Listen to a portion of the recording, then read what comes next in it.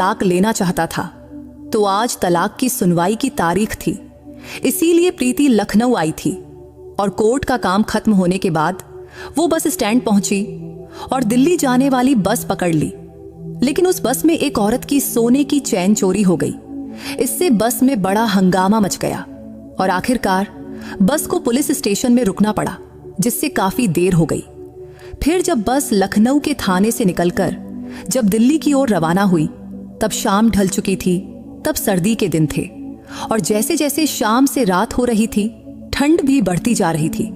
वैसे आने से प्रीति ने सोचा था कि उसका कोर्ट का काम जल्दी हो जाएगा और दिन रहते ही वो दिल्ली जल्दी पहुंच जाएगी। इसलिए उसने न स्वेटर लिया था न शाल लिया था। लेकिन अब देर होने की वजह से और ठंड बढ़ने की वजह से वो कांपने लगी थी। तब उसके बगल में एक जवान लड़का बैठा था, जिसका नाम अजय था। वो प्रीति की हालत बार बार देख रहा था। थोड़ी देर बाद उसने अपनी बैग से एक शाल निकाला और खुद ओढ़ लिया। लेकिन रात जैसे जैसे गहरी होती गई, ठंड और भी बढ़ गई और रात के करीब 10 बजे तक प्रीति के बदन में ठंड इस कदर समा गई कि वो थर थर कांपने लगी। तब उसे इस कदर कांपते देखकर अजय बोला, सुनिए, आपको बहुत ज्यादा ठंड लग रही है। अगर आपको शाल ओढ़ना है तो प्लीज मेरे शाल में आ जाइए। तब प्रीति को उसका शाल शेयर करना ठीक नहीं लगा, लेकिन तब अजय के बार बार कहने पर वो मान गई और फिर दोनों ने मिलकर शाल को आधा आधा ओढ़ लिया और अपना सफर जारी रखा। लेकिन शाल की वजह से दोनों एक दूसरे के बहुत करीब आ गए थे। तभी अजय ने धीरे से अपना एक हाथ प्रीति के कंधे पर रखा। तब सफर के दौरान प्रीति को नींद आने लगी थी, तो अनजाने में उसने अपना सिर अजय के कंधे पर टिका दिया। तब दोनों शाल में लिपटे हुए इतने करीब थे कि लग रहा था जैसे वो दो नहीं बल्कि एक ही हों। हालांकि अजय का स्वभाव बहुत अच्छा लग रहा था, उसका व्यवहार भी सभ्य था। लेकिन तभी उसने धीरे से अपना हाथ प्रीति के कंधे से हटाकर उसके कमर तक ले जाकर उसे हल्के से अपनी ओर खींच लिया। लेकिन इसके बाद जो हुआ उससे प्रीति चौंक गई और सन्न रह गई। नमस्ते दोस्तों, आप सभी का स्वागत है मेरे चैनल पर। एक बार फिर मैं आपके लिए एक रोमांचक कहानी लेकर आई हूं। अगर आपको यह कहानी पसंद आए तो कृपया वीडियो को एक लाइक जरूर करें। तो चलिए शुरू करते हैं। आज प्रीति की कोर्ट में तलाक की तारीख थी, तो दोपहर 2 बजे तक कोर्ट के सारे काम निपट गए। फिर 3 बजे तक वो लखनऊ बस स्टैंड पर थी। उस दिन बस स्टैंड पर बहुत भीड़ थी। दरअसल आरक्षण की मांग के लिए लखनऊ में मोर्चा निकला गया था और वहां के आसपास के गांवों से लोग इस मोर्चे में शामिल होने आए थे। इसीलिए बस स्टैंड और पूरे शहर में खूब अफरा तफरी मची थी। लेकिन कुछ देर बाद सौभाग्य से दिल्ली जाने वाली बस भी आ गई, तो प्रीति ने किसी तरह धक्का मुक्की करके बस में चढ़ी और जगह बनाई। लेकिन बैठने की जगह मिलना तो दूर की बात थी। बस में ऐसी भीड़ थी कि जितने लोग सीटों पर बैठे थे उससे ज्यादा तो खड़े थे। वो बस औरतों और मर्दों से ठसाठस भरी थी, मानो किसी पिंजरे में ढेर सारे मुर्गियों के बच्चे ठूंस दिए गए हों। फिर भी लोग बस में चढ़े जा रहे थे। ये सब देखकर कंडक्टर ने आखिरकार बस का दरवाजा बंद कर दिया। तब प्रीति की हालत भी कुछ अलग नहीं थी, क्योंकि उसे भी बैठने की जगह नहीं मिली थी। तो वो बस के एक खंभे को पकड़कर खड़ी रही। करीब 15 मिनट बाद ड्राइवर गाड़ी को स्टार्ट किया और बस दिल्ली की ओर चल पड़ी। तब बस इतनी भरी थी कि लोग एक दूसरे से सटकर रगड़ते हुए खड़े थे। तब बस अभी लखनऊ शहर में ही थी और अभी 4-5 किलोमीटर का रास्ता तय किया होगा कि कंडक्टर ने टिकट काटने की पुकार शुरू कर दिया। तब प्रीति बस के बीचों बीच खड़ी थी। तभी कंडक्टर उसके तरफ टिकट काटते हुए आने लगा, तो उसने अपनी पर्स से पैसे निकालने के लिए पर्स की चैन खोली। तभी उसका ध्यान पास की डबल सीट पर बैठी एक बूढ़ी औरत और उसके साथ बैठे एक जवान लड़के पर पड़ी। तब कुछ सीटों पर तो 3-3 लोग ठुसकर बैठे हुए थे, लेकिन इस सीट पर सिर्फ यही 2 लोग ही थे। तो प्रीति ने सोचा शायद ये लोग थोड़ी सी जगह देकर उसे बैठने दें। लेकिन बूढ़ी औरतें कैसी होती हैं ये तो आप सब जानते ही हैं। फिर भी जब प्रीति ने उस सीट की तरफ बढ़ी तो उस बूढ़ी औरत ने प्रीति की ओर गुस्से से देखा। तो प्रीति को लगा कि बूढ़ी औरत से जगह मांगने का कोई फायदा नहीं। तभी प्रीति अपने मन ही मन बोली, जाने दे प्रीति, बेकार का झमेला मोल लेना सही नहीं। तभी बस का कंडक्टर धीरे धीरे उसके पास टिकट काटते हुए आ रहा था। तभी अचानक उस बूढ़ी औरत ने प्रीति का हाथ पकड़ा और बोली, बेटी बैठेगी क्या? इतना कहकर वो बूढ़ी औरत थोड़ा सरक गई और अपने बगल में बैठे लड़के को खिड़की की ओर खिसकने को कहा। फिर उसने प्रीति को थोड़ी जगह बनाकर बैठने का इशारा किया। तब प्रीति उस बूढ़ी औरत को देखकर हैरान रह गई। तब उसे समझ नहीं आया कि उस बूढ़ी औरत के मन में ये दया का भाव कहां से जागा, क्योंकि तब उसे तो यकीन ही नहीं था कि वो बूढ़ी औरत उसे जगह देगी। लेकिन वो बूढ़ी औरत ने जो किया वो प्रीति के अब तक के तजुर्बे और सोच से परे था। अब उस बूढ़ी औरत ने जगह दे दी तो प्रीति का मन खुशी से झूम उठा। जैसे कहावत है ना कि कोई अपना मिल गया, वैसा ही कुछ हो गया था। तो प्रीति ने आभारी होकर उस बूढ़ी औरत की ओर देखा और बगल में जाकर बैठ गई। फिर प्रीति ने प्यार से कहा, थैंक यू दादी। इस पर वो बूढ़ी औरत बोली, अरे बेटी, इसमें थैंक यू की क्या बात है? वैसे बेटी तेरा नाम क्या है? तो प्रीति ने कहा, दादी मेरा नाम प्रीति है। तो वो बूढ़ी दादी बोली, बहुत प्यारा नाम है तेरा, फिक्र मत कर, मैं तो पास के गांव में उतर जाऊंगी। वैसे तू कहाँ जा रही है? तो प्रीति ने कहा, दादी मुझे दिल्ली जाना है। फिर बूढ़ी दादी ने कहा, अरे फिर तो तेरी बले बले हो गई, क्योंकि मैं तो अगले स्टॉप पर ही उतर जाऊंगी, फिर ये सीट तेरी समझ। तब उस बूढ़ी दादी के इन शब्दों ने प्रीति को और खुश कर दिया। वैसे वो बूढ़ी दादी प्रीति को बहुत ही बोलने वाली और नरम दिल की लगी। तब प्रीति के मन में बूढ़ों के बारे में जो पुराना ख्याल था वो उस बूढ़ी दादी की वजह से बदल गया, क्योंकि वो बूढ़ी दादी बहुत ही समझदार और दूसरों का ख्याल रखने वाली थी। शायद थोड़ा बहुत पढ़ी लिखी भी हो, ऐसा प्रीति को लगा। अभी उस बूढ़ी दादी और प्रीति की बातें चल ही रही थी कि तब खिड़की की ओर बैठा वो जवान लड़का बार बार उनकी ओर ही देख रहा था। तब शायद उसे भी उनकी गप्पों में मजा आ रहा था। लेकिन तब वो बूढ़ी दादी इतना बोल रही थी कि उसने बीच में कुछ कहने की हिम्मत ही नहीं हुई। हालांकि तब ऐसा लग रहा था कि वो बोलना तो चाहता है पर चुप रहा। तभी थोड़ी देर बाद कंडक्टर प्रीति के पास टिकट काटने आ गया। तो प्रीति ने अपना टिकट कटाया, फिर बूढ़ी दादी ने अपना टिकट कटवाया। तब उसने पास के ही एक गांव का नाम बताया जो प्रीति के दिमाग में तो नहीं रहा। वैसे उसे याद रखने की जरूरत भी नहीं थी। तभी कंडक्टर ने खिड़की के पास बैठे उस लड़के से पूछा, टिकट कहाँ का चाहिए? तो उस लड़के ने कहा, मुझे दिल्ली की टिकट चाहिए। ये सुनते ही प्रीति को पता चला कि वो भी दिल्ली जा रहा है। तब टिकट लेते वक्त उस लड़के ने फिर से प्रीति की ओर देखा। तो प्रीति को लगा कि जब उसने अपना टिकट लिया था तब इस लड़के ने जरूर सुना होगा कि वो भी दिल्ली जा रही है, इसीलिए वो बार बार उसकी ओर देख रहा था। वैसे देखने में वो लड़का प्रीति की ही उम्र का लग रहा था, शायद थोड़ा सा छोटा होगा, लेकिन उसके चेहरे पर हल्की दाढ़ी थी जिससे वो और रौबदार लग रहा था। लेकिन प्रीति ने मन में सोचा, मैं इसे इतना क्यों घूर रही हूं? और फिर उसने अपनी नजर फेर ली। इतने में ही पीछे से कुछ हंगामा मच गया और शांत बैठे लोग अचानक जोर जोर से बोलने लगे। तब उस बस में से एक औरत की आवाज साफ सुनाई दे रहा था। उसके बोलने से लग रहा था कि कोई गंभीर बात है। तभी कंडक्टर ने जोर से कहा, सभी शांत हो जाओ, और फिर बस की घंटी बजाकर उसे सड़क के किनारे रोक दिया। तभी प्रीति ने पीछे की सीट पर बैठी एक आंटी से पूछा, आंटी क्या हुआ, बस क्यों रुक गई? तो आंटी बोली, पीछे बैठी एक औरत चिल्ला रही है, उसके चिल्लाने से लगता है कि उसका सोने का मंगलसूत्र चोरी हो गया है। तभी उस औरत का आवाज और साफ सुनाई देने लगी। वो चीख रही थी और कह रही थी कि मेरा सोने का मंगलसूत्र चोरी हो गया, किसी ने मेरे गले से चुरा लिया। तब उसके इन शब्दों से बस में सब हक्के बक्के रह गए। कुछ लोग तो खड़े होकर पीछे देखने लगे। तभी कंडक्टर ने फिर जोर से कहा, सब अपनी अपनी जगह पर बैठ जाओ, हंगामा मत करो। फिर वो उस औरत के पास गया और शांत स्वर बोला, मैडम जरा अच्छे से देखो तो, बैग में तो नहीं रखा है। इस पर उस औरत ने घबराए हुए स्वर में कहा, नहीं साहब, सब देख लिया, मगर मंगलसूत्र मेरे गले में ही था, बस में चढ़ते वक्त भी था, लेकिन अब गायब है। पक्का किसी ने चुराया है।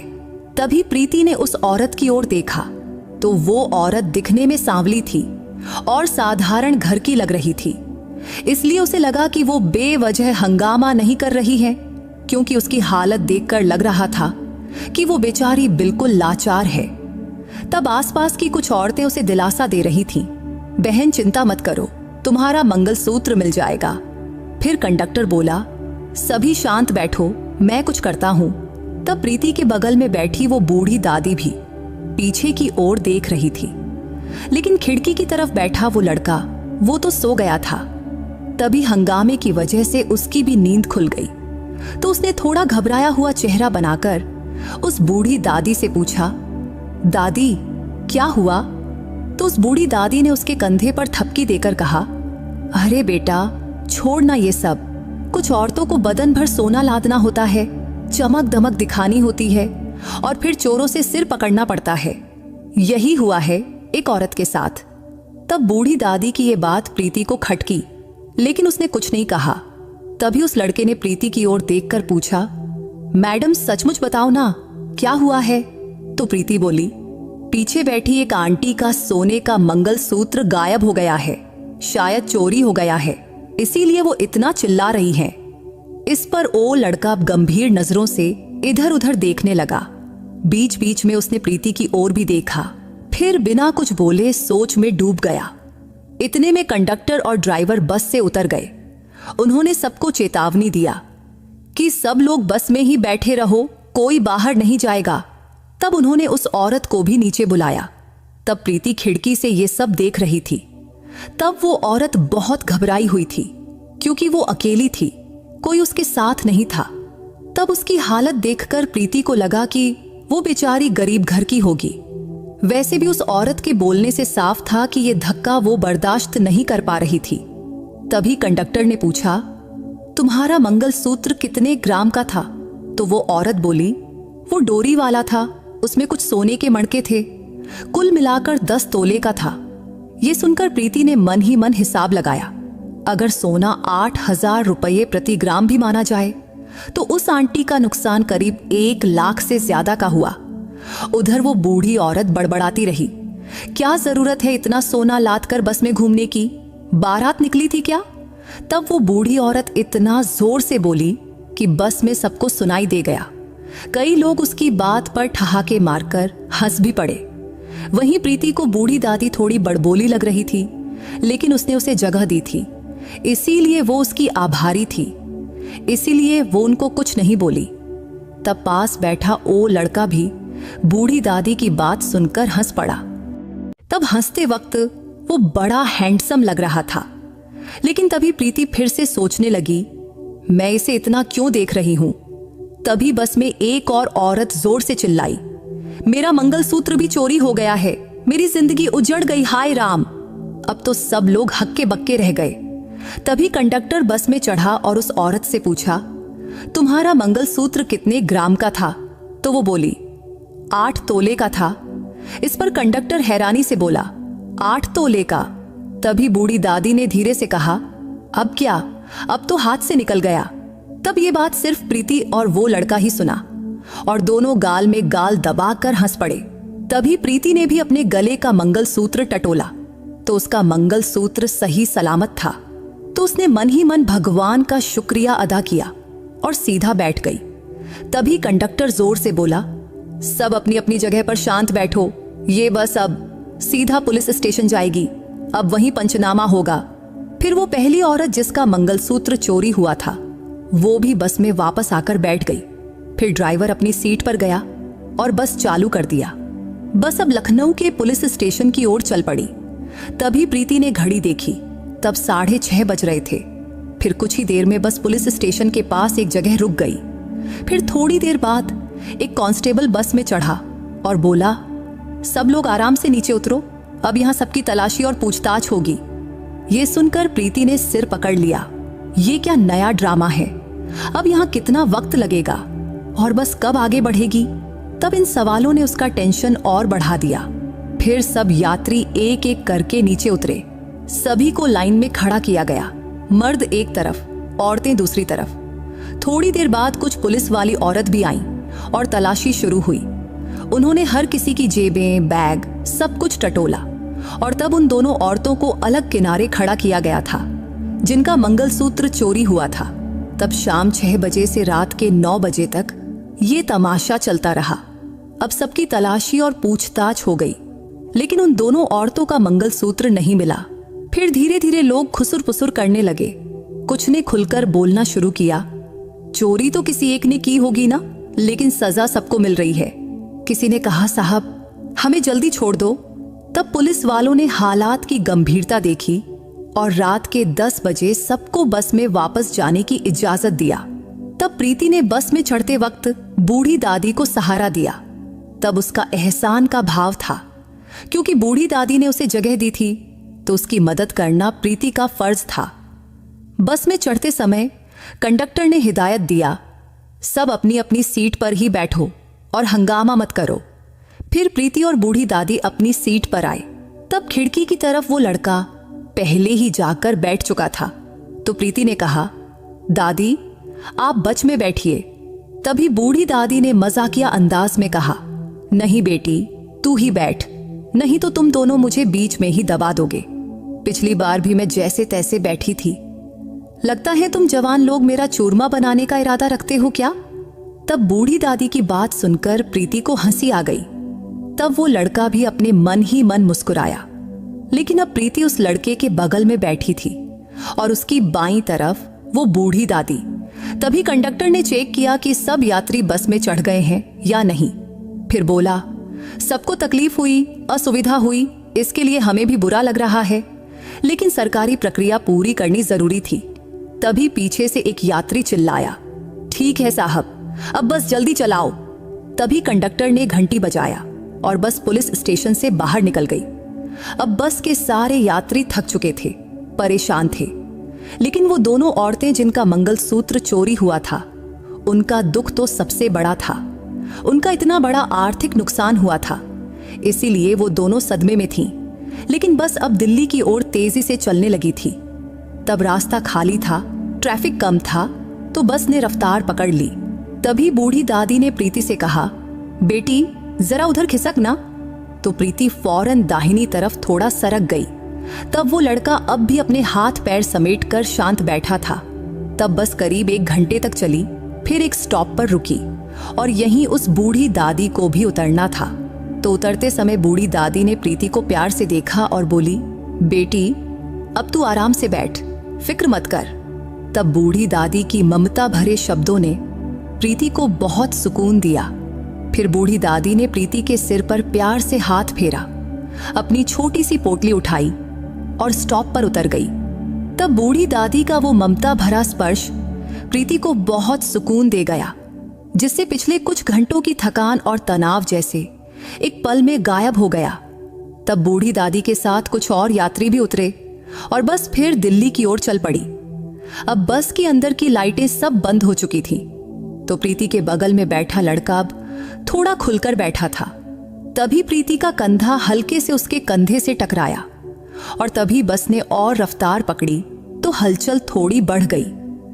तभी उस लड़के की जांघ का स्पर्श प्रीति की जांघ से होने लगा, लेकिन उसने इसे अनदेखा कर दिया। तब उस लड़के ने खिड़की खुली रखा था, जिससे ठंडी हवा अंदर आ रही थी, लेकिन प्रीति को वो हवा बर्दाश्त नहीं हो रही थी। तो उसने कहा, सुनिए, खिड़की बंद कर देंगे प्लीज। तो उस लड़के ने उसकी ओर देखा और बोला, हाँ जरूर, आपको अच्छा नहीं लग रहा तो बताना था ना। मैंने तो सोचा आपको हवा चाहिए, इसीलिए खुली रखी थी। रुको अभी बंद करता हूं।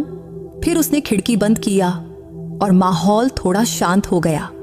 तब सर्दी के दिन शुरू ही हुए थे और अभी तक इतनी ठंड नहीं पड़ी थी, लेकिन अब ठंड बढ़ने लगी थी। हालांकि कुछ यात्रियों ने खिड़कियां खुली रखी थीं, जिससे बस में ठंडी हवा जोरों से चल रही थी। तभी प्रीति के मन में आया, सबको बोल दे खिड़कियां बंद करो, ठंड लग रही है। लेकिन वो कोई कलेक्टर थोड़े ही थी कि सब उसकी बात मान ले, सो वो चुप रही। फिर थोड़ी देर बाद वो लड़का खड़ा हुआ और उसने ऊपर रखा अपना बैग निकाला और उसमें से एक शाल निकाला और बैग वापस ऊपर रखकर नीचे बैठ गया। फिर उसने शाल अपने चारों ओर लपेट लिया। तब प्रीति उसे देखती रही। तब उसने भी अपने मन में सोचा, काश मैं भी शाल लाई होती, लेकिन बेकार में बैग का बोझ क्यों उठाना। वैसे भी रात 9-10 बजे तक तो दिल्ली पहुंच ही जाती, लेकिन पुलिस स्टेशन में बस रुकने की वजह से वक्त बर्बाद हो गया था। लेकिन अब उसकी भरपाई सबको करनी पड़ रही थी। बस में छोटे छोटे बच्चे और बूढ़े लोग भी थे जिन्हें देर रात पहुंचने की तकलीफ होने वाली थी। अब बस में सन्नाटा छा गया था, लेकिन प्रीति के मन में विचारों का तूफान मचा हुआ था। तब रात के करीब 12 बजे होंगे, तो उसे अब बहुत ठंड लगने लगी थी। तभी बस नदी किनारे रुकी और कंडक्टर ने जोर से कहा, अगले 20 मिनट यहीं रुकेंगे, जिसे चाय पानी करना है वो फटाफट निपटा ले। तब प्रीति के लिए ये मौका था गरम चाय पीकर ठंड भगाने के लिए, तो वो फौरन बस से उतर गई। तब कई यात्री नीचे उतरे तो कुछ बस में ही रहे। फिर प्रीति नदी किनारे एक बेंच पर बैठी और चाय मंगवाई। फिर गरम चाय पीते हुए उसके शरीर में थोड़ी गर्मी आई। तब पास ही थोड़ी दूर पर वो लड़का भी खड़ा था। तभी प्रीति ने उसे देखकर पूछा, सुनिए, आपने चाय नहीं ली? इस पर वो हंसकर बोला, हाँ ले रहा हूं, मंगवाया हूं, अभी लाएंगे। फिर थोड़ी देर बाद वेटर ने उसकी चाय भी लाकर दिया। तब प्रीति के बगल में थोड़ी जगह खाली थी, तो उसने नम्रता से कहा, अगर आप चाहें तो यहां बैठ सकते हैं। इस पर उस लड़के ने हल्के से मुस्कुराकर प्रीति को थैंक यू कहा और उसके बगल में बैठ गया। फिर दोनों ने मिलकर चाय खत्म किया। चाय पीते वक्त उस लड़के ने पूछा, आप भी दिल्ली जा रही हैं ना? तो प्रीति बोली, हाँ दिल्ली ही जा रही हूं। तभी बस मिनट का ब्रेक खत्म हुआ तो सारे यात्री बस में वापस चढ़ने लगे। तो प्रीति भी बस में चढ़ गई और खिड़की की साइड जाकर बैठ गई। तभी उस लड़के ने भी उसके पीछे पीछे बस में चढ़ा। बस में चढ़ने के बाद उसने प्रीति से पूछा, सुनिए, जरा खिसकेंगी? इस पर प्रीति खिसकते हुए बोली, अच्छा आप खिड़की की तरफ बैठना चाहते हैं? इस पर वो बोला, नहीं नहीं, आप ही बैठिए। तो प्रीति खिड़की की तरफ थोड़ा और सरक गई और वो लड़का उसके बगल में बैठ गया। फिर उसने अपना शाल उठाया और ओढ़ लिया। शाल ओढ़ते वक्त उसने प्रीति की ओर देखा। तभी प्रीति की नजर भी उससे मिली। तब पहली बार दोनों की आंखें इस तरह टकराई थी। थोड़ी देर बाद वो लड़का ने शाल को आधा ओढ़ा और प्रीति से बोला, अगर आपको भी शाल ओढ़ना है तो शाल के अंदर आ जाइए। इस पर प्रीति हंसकर बोली, अरे नहीं नहीं, मुझे इतनी ठंड नहीं लग रही, चाय पी ली है, अब ठीक हूं, लेकिन पूछने के लिए शुक्रिया। इस पर उसने हंसा और अपनी शाल को अच्छे से ओढ़ लिया। तभी बस फिर से चल पड़ी। अब भी दोनों एक दूसरे के बिल्कुल करीब बैठे थे। तभी प्रीति के दिमाग में विचार चलने लगे, रात को स्टॉप पर उतरकर घर कैसे पहुंचूंगी? तभी उस लड़के ने बोला, आपने देखा क्या? तभी प्रीति घबराकर बोली, क्या? तो वो बोला, वो पीछे बैठी आंटी जिसका मंगलसूत्र चोरी हुआ है, वो कितनी दुखी है, उसका चेहरा एकदम उदास हो गया है। और वो आगे बैठी आंटी जिसका भी मंगलसूत्र चोरी हुआ है, लेकिन उसके चेहरे पर जरा भी फिक्र नहीं दिख रही है। इस पर प्रीति ने कहा, मतलब आप क्या कहना चाहते हैं? समझ नहीं आया। तो वो लड़का प्रीति के थोड़ा करीब आया और धीमी आवाज में बोला, मुझे लगता है कि वो आगे वाली आंटी ही चोर हो सकती है। उसी ने पीछे वाली आंटी का मंगलसूत्र चुराया होगा और खुद नाटक रच लिया कि उसका भी मंगलसूत्र गायब है। ये सुनकर प्रीति हैरान रह गई, क्योंकि तब उस लड़के के इस अनुमान ने उसे चौंका दिया था। फिर उसने उस लड़के की ओर देखकर कहा, सचमुच ये बात तो किसी ने सोची ही नहीं। पुलिस को भी उस आंटी की अच्छे से जांच करनी चाहिए थी। तभी उस लड़के ने सिर हिलाते हुए कहा, हाँ, और अगर इनका सचमुच कुछ गायब हुआ होता तो उसके चेहरे पर वो दुख दिखता, लेकिन वो तो बिल्कुल बेफिक्र लग रही है। तब प्रीति ने भी उस लड़के की बात का समर्थन किया और मन में सोचने लगी कि सचमुच पुलिस ने सबकी तलाशी ली, लेकिन शायद इन दोनों की जांच नहीं किया, इसलिए कहीं इस लड़के का अंदाजा सही तो नहीं। फिर थोड़ी देर दोनों चुप रहे। तब बस तेज रफ्तार से दौड़ रही थी, लेकिन अब प्रीति को फिर से ठंड लगने लगी थी। तभी उस लड़के ने पूछा, आपका नाम क्या है? तो प्रीति के मन में सवाल उठा, ये मेरा नाम क्यों पूछ रहा है? लेकिन फिर उसने सोचा, शायद बस में बैठे बैठे बोर हो गया होगा। तो उसने जवाब दिया, मेरा नाम प्रीति है। नाम सुनते ही वो लड़का बोला, अच्छा, बड़ा प्यारा नाम है आपका। इधर अब प्रीति को भी उसका नाम जानने की उत्सुकता हुई, तो उसने पूछा, आपका नाम क्या है? इस पर वो हंसकर बोला, मेरा नाम अजय है। थोड़ी देर बाद अजय फिर बोला, सुनिए, ये शाल ले लीजिए ना, मुझे लगता है आपको इसकी बहुत जरूरत है एल, क्योंकि आपको ज्यादा ठंड लग रही है। इस पर प्रीति ने कहा, अरे नहीं, आप ही ओढ़ लीजिए, आप मुझे अपनी शाल दे देंगे तो फिर आप क्या ओढ़ेंगे? इस पर अजय हल्के से हंसा और बोला, कुछ नहीं, लेकिन मैं मैनेज कर लूंगा। लेकिन प्रीति को उसकी शाल लेना ठीक नहीं लगा, हालांकि उसे जरूरत थी, तो वो थोड़ा हिचकिचाई। लेकिन अजय बार बार आग्रह करता रहा, अरे ले लीजिए ना। तब उसके जिद करने पर प्रीति ने शाल ले ली और कंधों पर डाल ली। शाल ओढ़ते ही उसे थोड़ा सुकून मिला। वैसे शाल पतली थी, लेकिन कॉटन की थी, तो ठंड थोड़ी कम लगने लगी। वैसे अब भी अजय प्रीति के पास ही बैठा था और अब रात के 1 बज चुके थे, तो यात्रियों को सोने के लिए बस की अंदर की लाइटें बंद थीं। सिर्फ 2 छोटी लाइटें जल रही थीं, जिनसे हल्का हल्का उजाला फैला था। उस रोशनी में सबके चेहरे धुंधले दिख रहे थे। तभी प्रीति ने खुद ही अजय से कहा, सुनिए, आपको भी तो ठंड लग रही होगी, तो ये शाल हम दोनों शेयर कर लें। आगे वो बोली, चलो आधा आधा बांट लेते हैं, आधा आप ओढ़ लो और आधा मैं। ये सुनकर अजय थोड़ा हैरान हुआ, लेकिन कुछ बोला नहीं।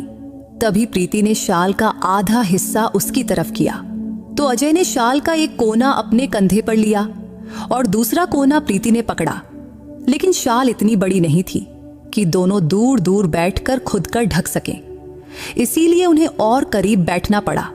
तो अब दोनों बिल्कुल सटकर बैठे थे, जिससे प्रीति की जांघ अजय की जांघ से पूरी तरह टच हो रही थी। तब आसपास के यात्री भी अपनी अपनी शालों या स्वेटर में लिपटे हुए थे और अब प्रीति भी अजय के बिल्कुल करीब बैठी थी।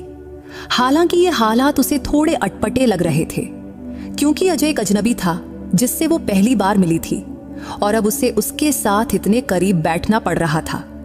लेकिन अजय की बातों, हाव भाव और व्यवहार से वो भरोसेमंद लग रहा था। तब बस चलती रही। अजय का कंधा अब प्रीति के कंधे से टच हो रहा था और उसका कोहनी उसके पेट के पास छू रहा था। फिर भी अजय का व्यवहार बहुत सभ्य था। वो बड़े सावधानी से बैठा रहा, जैसे मानो कोई गलती न हो जाए। तब शाल की वजह से दोनों की देह की गर्मी एक दूसरे तक पहुंच रही थी, जिससे ठंड थोड़ी कम हो रही थी। तब दोनों काफी देर से बिना हिले डुले एक ही जगह बैठे रहे, जिससे उनके हाथ पैर अकड़ गए थे। तब अजय प्रीति की बाईं तरफ था और प्रीति उसकी दाईं तरफ। वैसे इंसान की आदत होती है इधर उधर हाथ पैर हिलाने की, थोड़ा हटने खटने की। आखिर इंसान भी तो पहले बंदर ही था ना। इसलिए प्रीति ने अपना बायां हाथ हिलाया और अकड़े हुए हाथ को थोड़ा ढीला करने की कोशिश की। फिर वो हंसकर अजय से बोली, हाय, ये हाथ तो भारी हो गया है। तभी अजय ने भी अपना दायां हाथ हिलाया, थोड़ा पीछे खींचा और धीरे से बोला, अब अच्छा लग रहा है ना? इसलर प्रीति ने सिर हिलाया और खिड़की की तरफ देखने लगी। तभी अजय ने अपना दायां हाथ अपने छाती के ऊपर से प्रीति की पीठ के पीछे रखा। क्योंकि सीट थोड़ी ऊंची थी, तो उसका हाथ मुश्किल से वहां तक पहुंच रहा था। कुछ देर उसने हाथ वैसे ही रखा, लेकिन अचानक उसका हाथ सीट से फिसला और सीधा प्रीति के कंधे पर आ गिरा, जिससे प्रीति थोड़ा चौंकी। तो अजय ने फौरन कहा, सॉरी, गलती से बैलेंस बिगड़ गया। इस पर प्रीति हंसकर बोली, कोई बात नहीं, हालात ही ऐसे हैं। इस बात पर अजय भी शरारती अंदाज में हंसा। फिर बेझिझक बोला, तो ये हाथ ऐसे ही रखूं?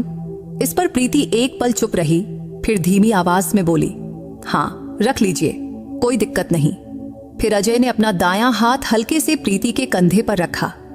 तब प्रीति के बाल जूड़े में बंधे थे, तो उसकी पीठ खुली थी, तो अजय के हाथ की गर्मी उसके कंधे और पीठ पर महसूस हो रही थी, जिससे धीरे धीरे शाल में बैठी हुए प्रीति को अच्छा लगने लगा। लेकिन अजय में एक समझदारी थी कि उसने अपना हाथ बस रखा ही रखा, कुछ हरकत नहीं किया। तब कुछ देर बाद प्रीति का हाथ भी अनजाने में अजय की जांघ पर चला गया। तभी उसने अजय के चेहरे की ओर देखा तब अजय भी उसे देख रहा था। तब एक पल के लिए दोनों की नजरें टकराईं, लेकिन प्रीति ने फौरन अपनी नजरें फेर ली और खिड़की की तरफ देखने लगी। हालांकि अब ठंड बढ़ गई थी, लेकिन ठंड से ज्यादा चेहरे पर ठंडक और मन में उठ रही हलचल महसूस हो रही थी। इधर ज्यादा रात होने की वजह से प्रीति की आंखों पर नींद का असर होने लगा। फिर भी वो कोशिश कर रही थी कि वो अपनी आंखें खुली रखे, लेकिन नींद अपने आप आंखों पर चढ़ रही थी। फिर कुछ ही पलों में उसका सिर अजय के कंधे पर जा गिरा। फिर झटके से उसे होश आया और वो फौरन सीधी बैठ गई। तब अजय धीरे से हंस रहा था। फिर बोला, अगर नींद में हो तो सिर मेरे कंधे पर रखने में कोई दिक्कत नहीं। इस पर प्रीति थोड़ा झेप कर उसकी ओर देखने लगी। तब अजय के चेहरे पर एक अलग सी चमक थी। तब उसकी नजरें जैसे कह रही थीं कि वो भरोसेमंद है। हालांकि प्रीति को पता था कि वो अजनबी है, लेकिन फिर भी अनजाने में उसने अपना सिर अजय के कंधे पर टिका दिया और कुछ ही पलों में उसे नींद आ गई। फिर थोड़ी देर बाद अचानक बस की रफ्तार कम हुई तो प्रीति को लगा जैसे किसी ने उसे हिलाया। तो उसने आंखें खोली तो देखा कि उसका हाथ अजय की जांघ पर पड़ा था और अजय हल्के से उसका हाथ हिला रहा था। तब उसका स्पर्श इतना नरम था कि प्रीति के बदन में एक अजीब सी लहर दौड़ गई। लेकिन उसने जल्दी से अपना हाथ पीछे खींचा और अजय की ओर देखी तो अजय बोला, सुनिए, अब शहर आ गया है, लोग उतरने की तैयारी कर रहे हैं। आपको कहाँ उतरना है, इसीलिए आपको उठाया। इस पर प्रीति ने अजय की ओर देखकर हंसकर बोली, अच्छा हुआ आपने उठा दिया, शुक्रिया। अजय जी, बस में अब लाइटें भी जल चुकी थीं, तो उजाले में सब कुछ साफ दिख रहा था कि दोनों एक दूसरे के करीब बैठे थे और आसपास के लोग उत्सुकता से उन्हें ही देख रहे थे। शायद उन्हें लग रहा था कि ये दोनों पति पत्नी हैं, लेकिन अब बस रुकने की तैयारी में थी। तभी एक स्टॉप पर बस रुकी और कुछ लोग उतर गए। तब प्रीति ने अपनी साड़ी ठीक किया, क्योंकि अब बस अलग अलग स्टॉप्स पर रुक रही थी और हर बार कुछ यात्री उतर रहे थे। और प्रीति का कश्मीरी गेट बस स्टॉप भी करीब आ रहा था, तो वो भी उतरने की तैयारी करने लगी। अब वो अपनी बैग निकालने के लिए ऊपर उठने की कोशिश कर रही थी, लेकिन दोनों शाल में लिपटे थे तो उठना आसान नहीं था। तो अजय को ये बात समझ आ गई, तो उसने धीरे से अपने कंधे से हाथ हटाया और शाल पूरी तरह प्रीति को दे दिया और बोला, अब उतरना है ना, तो बैग निकाल दूं? इस पर प्रीति ने हल्के से हंसकर कहा, हाँ प्लीज, मेरा बैग निकाल दीजिए। फिर अजय ने बड़े सावधानी से उसका बैग निकाला। फिर उसने धीमे स्वर में कहा, प्रीति जी, ये रहा आपका बैग। फिर उसने बैग प्रीति के पैरों के पास रख दिया। तब अजय का शांत और नम्र स्वभाव और उसकी आवाज की मिठास प्रीति के मन को गुदगुदा रही थी। तब उसके मुंह से अपना नाम सुनकर उसे एक पल को अजीब लगा, लेकिन साथ ही बहुत अच्छा भी। तभी प्रीति ने शाल को अच्छे से मोड़ा और अजय को लौटाते हुए बोली, थैंक यू। तब वो गाल में गाल दबाकर हंस रही थी, तो अजय भी हल्के से मुस्कुराकर बोला, कोई बात नहीं, चलता है। तभी बस कश्मीरी गेट पर पहुंच गई। तब रात के यानी सुबह के 3 बज गए थे। तो प्रीति बोली, सुनिए, मेरा स्टॉप आ गया, तो मुझे अब उतरना है। तो अजय बोला, अच्छा, तो चलिए, मैं आपको छोड़ देता हूं। तभी बस रुकी और दोनों नीचे उतर गए।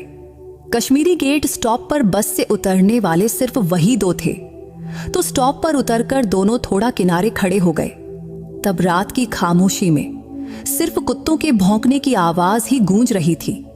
तो दोनों ने इधर उधर देखा, रिक्शा, ऑटो ढूंढने की कोशिश किया, लेकिन इतनी रात गए रिक्शा, ओटी मिलना मुश्किल था।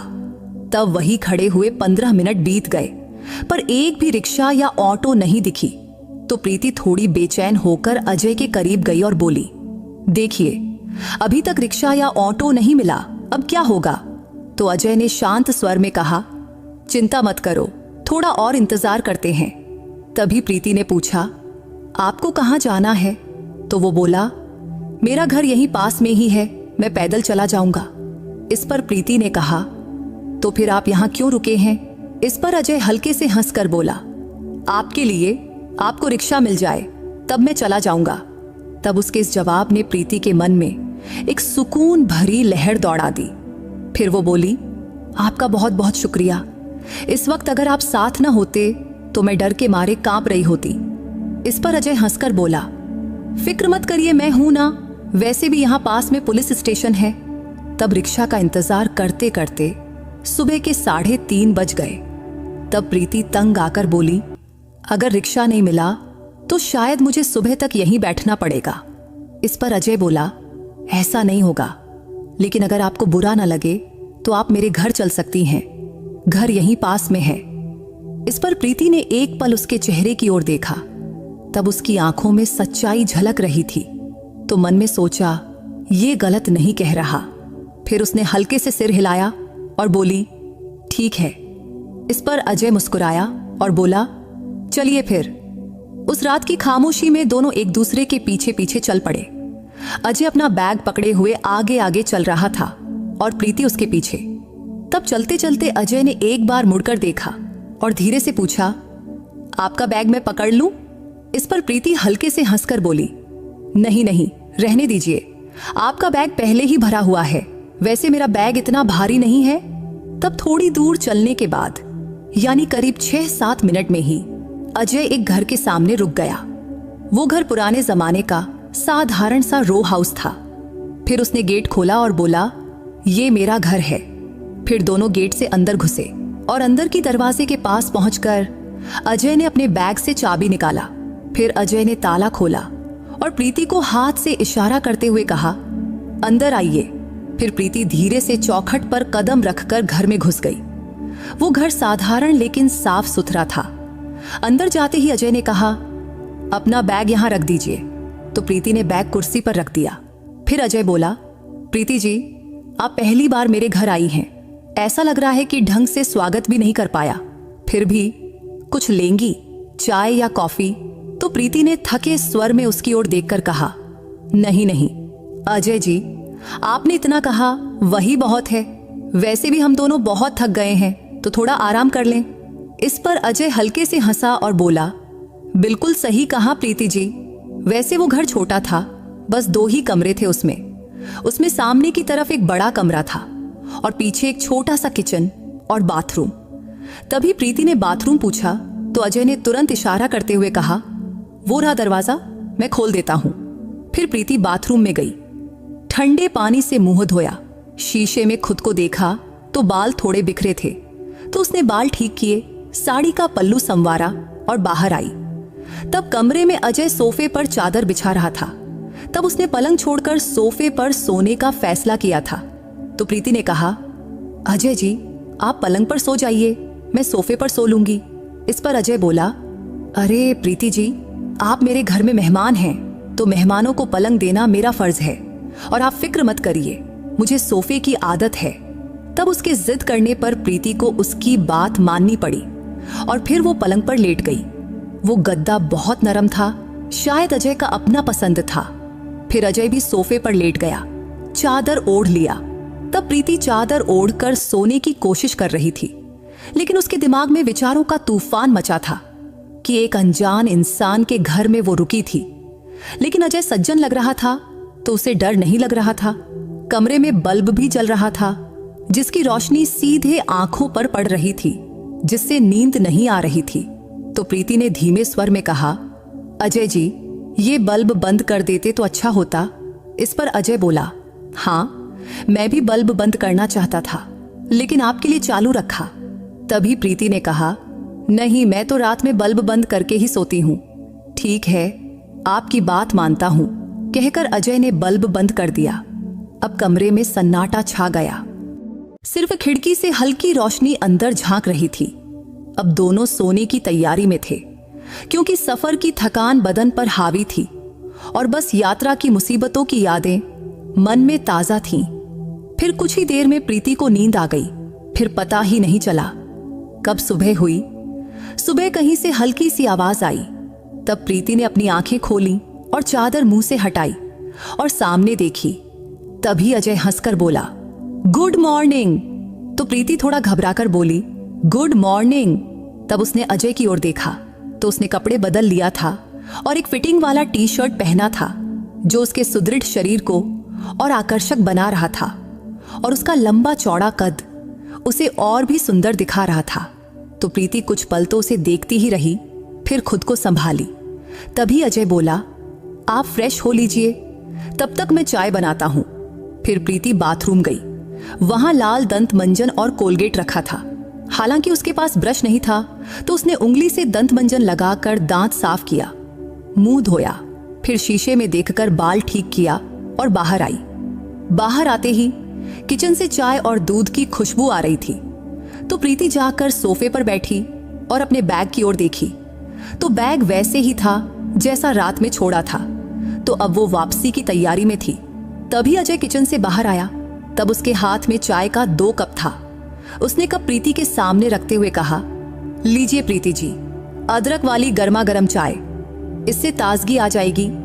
इस पर प्रीति बोली, अरे आपने क्यों तकलीफ किया? तो अजय ने हंसकर कहा, तकलीफ कैसी, अपने लिए बना रहा था तो आपके लिए भी 1 कप और बना लिया। तब प्रीति उसकी बात सुनकर हल्के से मुस्कुराई और चाय का कप उठा लिया। वो चाय इतनी शानदार थी कि कुछ पल के लिए रात के सफर की सारी थकान ही गायब हो गई। तब चाय पीते हुए प्रीति के मन में ख्याल आया, क्या ये यहाँ अकेले रहते हैं? ये ख्याल आते ही उसने पूछ लिया, अजय जी, क्या आप यहाँ अकेले रहते हैं? इस पर अजय हंसा और बोला, नहीं, मेरी माँ मेरे साथ रहती हैं, लेकिन वो अभी गांव गई हैं। तब उसके इस जवाब से प्रीति के मन में अब 2 ही सवाल उठे, या तो वो शादीशुदा है या कुंवारा। तब उसने अजय को थोड़ा गौर से देखी, फिर इस बारे में पूछना उसे सही नहीं लगा, तो चाय खत्म करके उसने कप साइड में रखी और खड़ी हो गई। फिर बोली, अजय जी, आपने मेरी बहुत मदद की है, इसके लिए मैं आपकी बहुत बहुत शुक्रगुजार हूं, लेकिन अब मुझे चलना चाहिए। इतना कहकर वो दरवाजे की ओर बढ़ने लगी। तभी कुछ याद आया और वो मुड़कर बोली, आपका मोबाइल नंबर मिल सकता है? इस पर अजय हंसकर बोला, हाँ जरूर। फिर प्रीति ने अपना फोन निकाला और उसका नंबर अपने फोन में सेव किया और उसे एक मिस्ड कॉल दिया। तब अजय का फोन टेबल पर रखा था। तभी रिंग बजी और वो बोला, हाँ आपका कॉल आ गया। तभी प्रीति हल्के से हंसी और बोली, शुक्रिया, फिर मिलते हैं कभी। फिर अजय ने कहा, हाँ जरूर। फिर प्रीति घर से बाहर निकली, ऑटो पकड़ी और अपने घर पहुंच गई। घर पहुंचते ही उसकी मां ने पूछा, कहाँ थी तू? कितने फोन किए, तूने उठाया नहीं और वहां से भी कुछ बताया नहीं। इस पर प्रीति हंसकर बोली, मां, सफर में थोड़ा गड़बड़ हो गया था, लेकिन मैं बिल्कुल ठीक हूं, फिक्र मत करो। फिर वो घर में गई, फ्रेश हुई और अपने कामों में लग गई। अब अजय से मिले 5 दिन बीत चुके थे, लेकिन उसका अच्छापन और सभ्यता बार बार प्रीति के मन में घूम रहा था। तब कहीं ना कहीं उसे एक उम्मीद थी कि अजय उसे एक बार फोन तो जरूर करेगा, लेकिन उसने ऐसा कुछ नहीं किया। जबकि उसका शांत और सौम्य स्वभाव प्रीति को और ज्यादा आकर्षित कर रहा था। तो छठे दिन सुबह प्रीति से रहा नहीं गया, तो उसने खुद ही अजय को फोन किया। तब पहली बार फोन का रिंग लंबा बजा, लेकिन उसने उठाया नहीं। फिर 5 मिनट बाद अजय का कॉल आया, तो प्रीति ने उत्सुकता से फोन उठाया और कहा, हेलो। तो उधर से अजय की शांत लेकिन मधुर आवाज आई, हेलो प्रीति जी, आप कैसी हैं? तब उसकी आवाज में थोड़ा सा घबराहट थी, शायद उसे प्रीति के फोन की उम्मीद नहीं थी। तो प्रीति ने फटाफट जवाब दिया, आपकी याद आई तो फोन किया। इस पर अजय धीरे से बोला, अच्छा, बहुत अच्छा किया। फिर उनकी बातें शुरू हो गईं। क्या बोले, कैसे बोले, पता ही नहीं चला, क्योंकि गपशप इतनी रंगीन थी कि रुकने का नाम ही नहीं ले रही थी।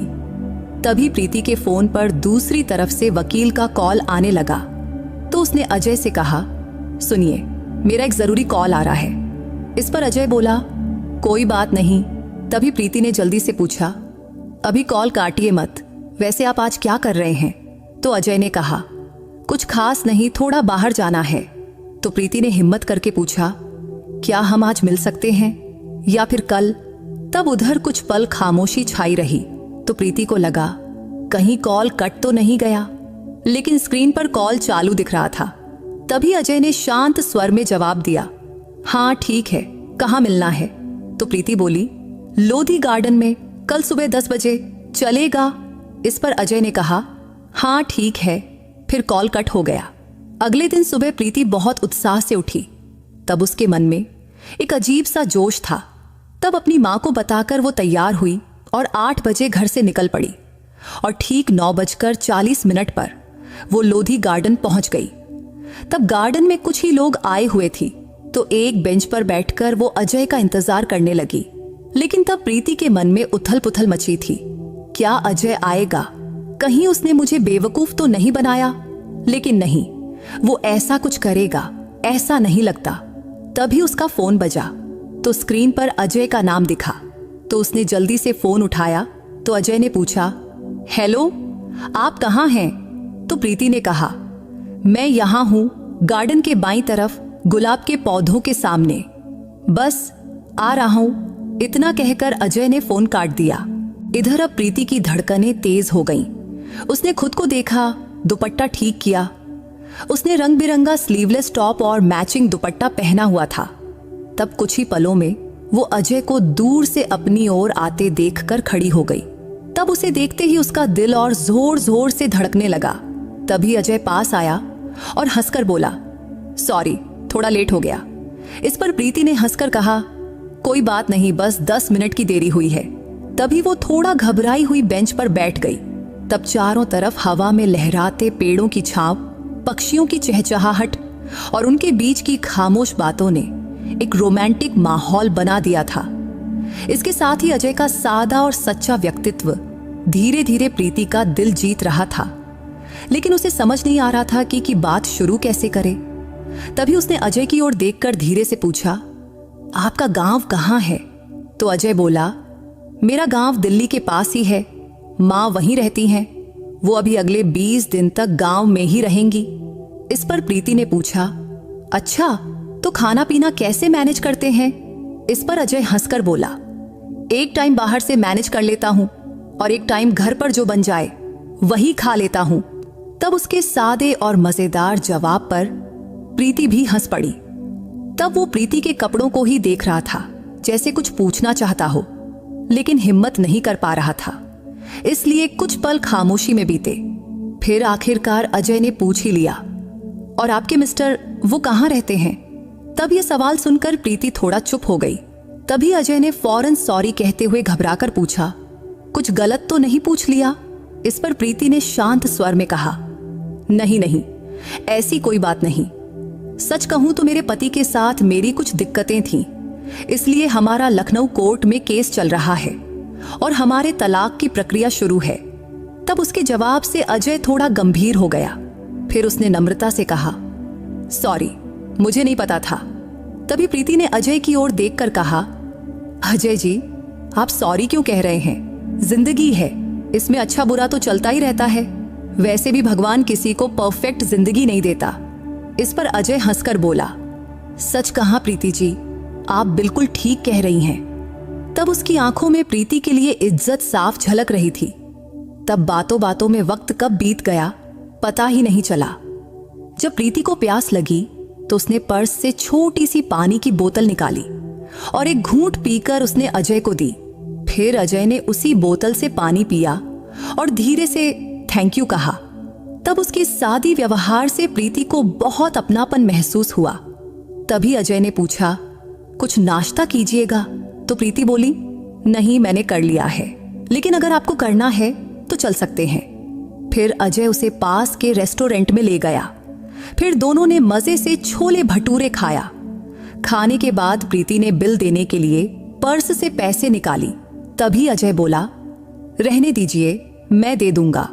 तब उसके इस रिस्पेक्ट भरा स्वभाव से प्रीति को बहुत अच्छा फील हुआ।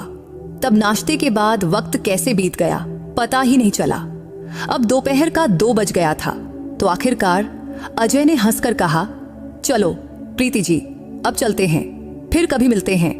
इस पर प्रीति ने भी हंसकर कहा, हाँ जरूर, लेकिन आपको एक बार मेरे घर जरूर आना चाहिए, फिर हमें ये दोस्ती निभानी चाहिए। इस पर अजय बोला, हाँ जरूर आऊंगा, आपका न्योता मंजूर है। फिर प्रीति ने शरारती लहजे में पूछा, वैसे कब आ रहे हैं? इस पर अजय ने जवाब दिया, 4-5 दिन बाद शाम को आ जाऊंगा।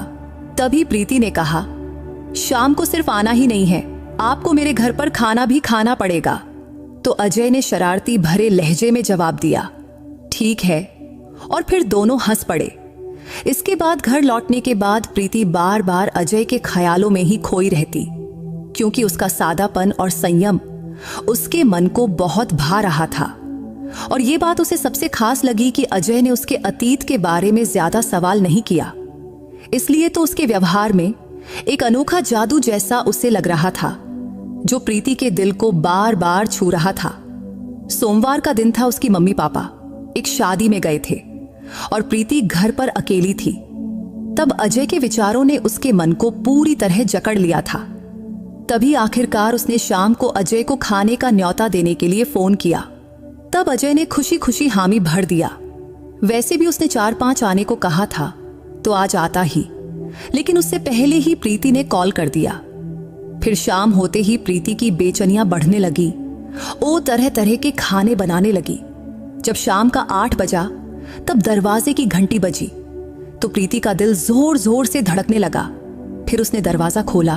तब दरवाजा खोलते ही अजय के चेहरे पर शांत सी मुस्कान देखकर प्रीति के चेहरे पर भी हंसी खिल गई। फिर अजय अंदर आकर सोफे पर बैठा और प्रीति रसोई में चली गई और खाना बनाने लगी। तब उसने पनीर की सब्जी, तूप लगी रोटियां, खड़ी और साथ में तीखा सलाद बनाया। तब कम वक्त में खाना तैयार हो गया। फिर दोनों टेबल पर बैठकर गपशप करते हुए खाना खाने लगे। तब खाना खाते खाते मजेदार बातें होती रहीं। तब अजय ने प्रीति के खाने की तारीफ करते हुए कहा, प्रीति जी, इतनी मजेदार पनीर की सब्जी, सलाद और खड़ी, बहुत दिनों बाद घर का खाना खाने का मजा आया है। तब उसकी तारीफ से प्रीति का मन खुशी से भर गया। फिर खाना खत्म होने के बाद दोनों सोफे पर बैठे, टीवी चालू किया और हल्की फुल्की बातें करने लगे। तभी प्रीति ने हंसकर पूछा, अजय जी, आपको आइसक्रीम पसंद है? तो अजय ने शरारती अंदाज में कहा, सच कहूं तो खाने के बाद कभी आइसक्रीम नहीं खाई है, लेकिन आपकी बात कैसे टाल सकता हूं। तभी प्रीति ने फौरन फ्रिज से 2 आइसक्रीम निकाली, एक अजय को दी और दूसरी खुद ली। फिर दोनों साथ में आइसक्रीम खाने लगे। तब भी अजय का सादापन और स्वभाव प्रीति को बहुत भा रहा था। तब आइसक्रीम खत्म होने के बाद दोनों फिर से सोफे पर बैठ गए। फिर अजय ने कहा, आपका मोबाइल तो बहुत अच्छा है, कौन सा है? तो प्रीति ने हंसकर जवाब दिया, सैमसंग का है, ज्यादा महंगा नहीं लेकिन अच्छा है। तभी अजय थोड़ा और करीब सरक गया और प्रीति के हाथ पर हल्का सा छूते हुए बोला, कोई मजेदार कॉमेडी वीडियो दिखाइए ना। तो प्रीति ने मोबाइल पर कुछ मजेदार रील्स चलाई। फिर दोनों देखकर खूब हंसे। तब उस हंसी और बातों में दोनों एक दूसरे के और करीब आ गए थे। तभी अजय ने प्रीति के कंधे पर हल्के से हाथ रखा तो प्रीति थोड़ा घबरा गई, लेकिन कुछ बोली नहीं, क्योंकि उसके स्पर्श में एक खास तरह का अपनापन था। लेकिन धीरे धीरे अजय ने उसे अपनी ओर खींच लिया। तब उसकी आंखों में साफ साफ भावनाएं झलक रही थीं। तो प्रीति ने भी उसे रोका नहीं। तब उनके चेहरे आसपास आए और अनायास ही दोनों के होंठ एक दूसरे को हल्के से छू गए। उस पल में प्रीति का मन और शरीर अजय के स्पर्श से सराबोर हो गया। तभी अजय ने उसे धीरे से सोफे पर लिटाया और उसकी गर्दन पर हल्का सा चुंबन दिया, जिससे प्रीति के बदन में जैसे बिजली सी दौड़ गई। तो उसने अपनी आंखें बंद कर लीं और उस लम्हे का आनंद लेने लगी। फिर अजय ने उसके बालों पर हाथ फेरा, दुपट्टा साइड में किया और दोनों प्यार की एक अनोखी दुनिया में खो गए। उस रात अजय ने उसे भरपूर प्यार दिया और प्रीति ने भी पूरे दिल से उसका साथ दिया। तब एक दूसरे की बाहों में वो रात प्रीति के लिए अविस्मरणीय बन गई। सुबह जब प्रीति की आंख खुली तो अजय उसके पास ही था। तब उसे शांत सोते देख प्रीति का मन उसकी रात की प्रेम भरी यादों से भर गया। फिर वो उठी, कपड़े ठीक की, नहाई और नाश्ता तैयार किया। तब नाश्ते के दौरान अजय ने कहा, प्रीति, एक बात कहूं? तो प्रीति ने जवाब दिया, हाँ कहिए ना। तो अजय बोला, प्रीति, कल की रात मेरी जिंदगी की सबसे खास रात थी। तब उसने रात के उन पलों को इतने प्यारे शब्दों में बयां किया कि प्रीति के मन में उसके लिए इज्जत और भरोसा और बढ़ गया। फिर नाश्ते के बाद अजय जाने की तैयारी करने लगा। तब जाते वक्त अजय ने प्रीति का हाथ थामते हुए कहा, प्रीति, जिंदगी बहुत खूबसूरत है, लेकिन तुम्हारे साथ ने इसे और भी हसीन बना दिया। तब उसके इन शब्दों से प्रीति का मन खुशी से झूम उठा। फिर वो हंसकर उसे विदा दी और अजय अपने घर चला गया। इधर प्रीति घर का सामान समेटने में लग गई। तभी उसे सोफे पर अजय का पर्स पड़ा दिखा, तो उत्सुकता से उसने पर्स खोला तो उसमें एक पहचान पत्र था जिसमें लिखा था अजय एलोन, अविवाहित। तब ये देखकर प्रीति का आनंद और दोगुना हो गया, क्योंकि अजय अभी कुंवारा था तो ये ख्याल उसके मन में उम्मीद की किरण जगा गई। लेकिन तभी उसके मन में एक और सवाल उठा कि वो अभी पूरी तरह आजाद नहीं थी, उसका तलाक अभी पूरा नहीं हुआ था। तो उसे लगा कि इस नए रास्ते पर चलने से पहले उसे खुद को पूरी तरह मुक्त करना होगा। तब प्रीति ने ठान लिया कि अब उसे अपने पति से तलाक ले ही लेना है। वैसे भी वो खुद उससे अलग होने को बेताब था, फिर वो क्यों जबरदस्ती रिश्ते को थामे रखे। तब इस ख्याल ने उसके मन को और मजबूत कर दिया। फिर उसने फैसला किया कि अब वो अपनी जिंदगी अपने हक से जिएगी। उसी दिन अजय का फोन आया और उसने कहा, प्रीति कल सुबह मेरे घर आ जाओ ना। तब प्रीति ने थोड़ा सोचा और बोली, हाँ ठीक है, मैं कल आऊंगी। तब अजय की बातों से उसे लगा कि वो उससे मिलने को बहुत उत्सुक है, लेकिन उसके मन में एक उलझन थी। कहीं अजय उसे सिर्फ शारीरिक सुख के लिए तो करीब नहीं ला रहा, क्योंकि उनके बीच जो रिश्ता बन रहा था उसे क्या नाम दे, ये जवाब उसके पास भी नहीं था। लेकिन अगले दिन ठीक समय पर प्रीति अजय के घर पहुंची। फिर दरवाजा खुलते ही अजय ने उसे गले से लगा लिया और बोला, प्रीति जी, आपकी बहुत याद कर रहा था। उस दिन तो मन कर रहा था कि आपकी छोड़ूं ही नहीं और हमेशा के लिए आपके साथ ही रहूं। तब उसके इन शब्दों से प्रीति का दिल खुशी से भर गया। फिर अजय ने उसे हल्के से चूमा, लेकिन प्रीति ने उसे रोकते हुए कहा, अजय रुक जाओ, मुझे कुछ कहना है। हाँ बोलो ना प्रीति, अजय ने चिंतित स्वर में कहा। तो प्रीति ने उसकी आंखों में आंखें डालकर कहा, अजय मेरी शादी पहले हो चुकी है। आपको पता है कि मेरा तलाक का केस लखनऊ कोर्ट में चल रहा है, इसलिए मैं अभी पूरी तरह आजाद नहीं हूं। लेकिन मैं आपसे पूछना चाहती हूं, क्या आप मेरा जिंदगी भर का साथी बनोगे? क्योंकि मुझे सिर्फ शारीरिक सुख के लिए कोई नहीं चाहिए, बल्कि मुझे जीवन साथी चाहिए। अगर आप तैयार हो तो मेरे लिए इससे बड़ा सौभाग्य कुछ नहीं। तब ये सुनकर अजय के चेहरे पर खुशी की लहर दौड़ गई। उसने अचानक प्रीति को दोनों हाथों से पकड़कर अपने गोद में उठाया और हंसकर बोला, प्रीति जी, आपने तो मेरे दिल की बात कह दी। वैसे भी मुझे आपके अतीत से कोई मतलब नहीं, मैं सिर्फ आपका भविष्य का हिस्सा बनना चाहता हूं। इसलिए आप जैसी है मुझे वैसी ही चाहिए।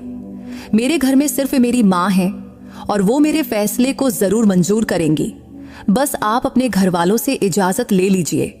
इस पर प्रीति खुशी से बोली, ठीक है अजय जी, मैं अपने घर वालों से बात करती हूँ। उस दिन दोनों ने फिर से प्यार भरे पल साथ बिताए। फिर शाम को प्रीति अपने घर लौटी। तब उसके मम्मी पापा गांव से वापस आ चुके थे। तो प्रीति ने उन्हें अजय और अपने बारे में सब कुछ बताया और आखिर में बोली, मम्मी पापा, अजय मुझसे शादी करने को तैयार है, बस आपकी रजामंदी चाहिए। इस पर उसकी मम्मी पापा ने उसकी आंखों में देखा और बोले, बेटी, तेरी फैसले को हमारी पूरी सहमति है। बस तू अजय के साथ खुश रहना, यही हमारी खुशी है। हमें और क्या चाहिए। फिर जल्द ही प्रीति और अजय की शादी पक्की हो गई और उनका विवाह बड़े धूमधाम और खुशी से संपन्न हुआ। शादी के बाद प्रीति और अजय ने एक दूसरे के साथ नई और खूबसूरत जिंदगी की शुरुआत किया। तो दोस्तों, उम्मीद है ये कहानी आपके दिल को छू गई होगी। अगर आपको प्रीति की ये कहानी पसंद आई हो तो इस वीडियो को लाइक और चैनल को सब्सक्राइब करना मत भूलना। फिर किसी नई कहानी में मुलाकात होगी। बाय।